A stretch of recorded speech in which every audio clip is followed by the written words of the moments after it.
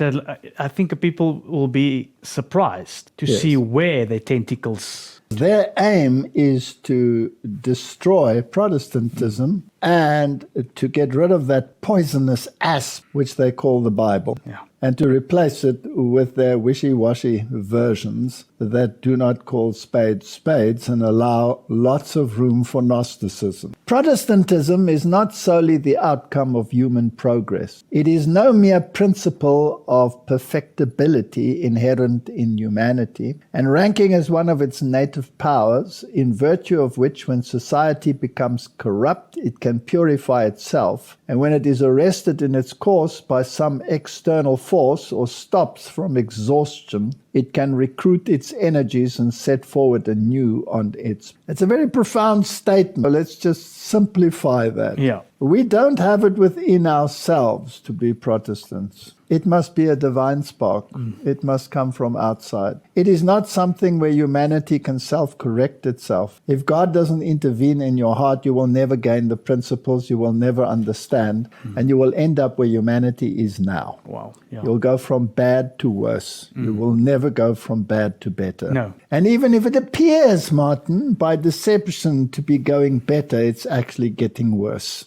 That's a profound statement. Protestantism is a principle which has its origin outside of human society. It is a divine graft on the intellectual and moral nature of man, whereby new vitalities and forces are introduced into it, and the human stem yields henceforth a nobler fruit. So you cannot do this by yourself. No, it's an outside. So Martin, if you reject Protestantism, you are rejecting God. It is the descendant of a heaven-born influence which allies itself with all the instincts and powers of the individual, with all the laws and cravings of society, and which, quickening both the individual and the social being into a new life and directing their efforts to nobler objects, permits the highest development of which humanity is capable, and the fullest possible accomplishment of all the grand ends. In a word, Protestantism is revived Christianity, and it is the enemy of the forces of darkness.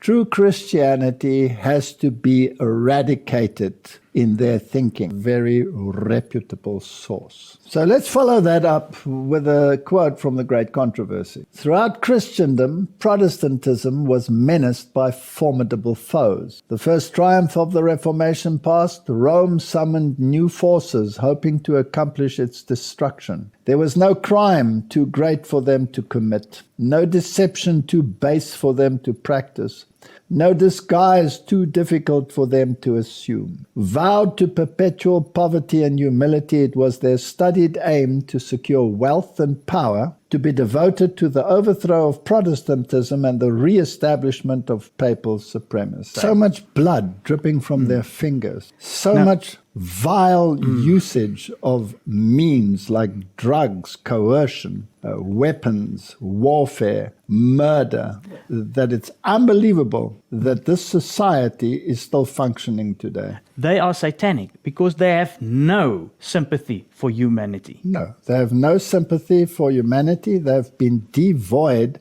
of human sensibility because they have vowed to be like a corpse. As long as the interests of the church are met, it doesn't matter how many people die in the process or how many are used to destruction. So when appearing as members of their order, they wore a garb of sanctity, visiting prisons and hospitals, ministering to the sick and the poor, professing to have renounced the world and bearing the sacred name of Jesus, who went about doing good. But under this blameless exterior, the most criminal and deadly purposes were often concealed. It was a fundamental principle of the order that the end justifies the means. By this code, lying, theft, perjury, assassination were not only pardonable but commendable when they served the interests of the church. Under various disguises, the Jesuits worked their ways into offices of state, climbing up to be counselors of kings and shaping the policy of nations.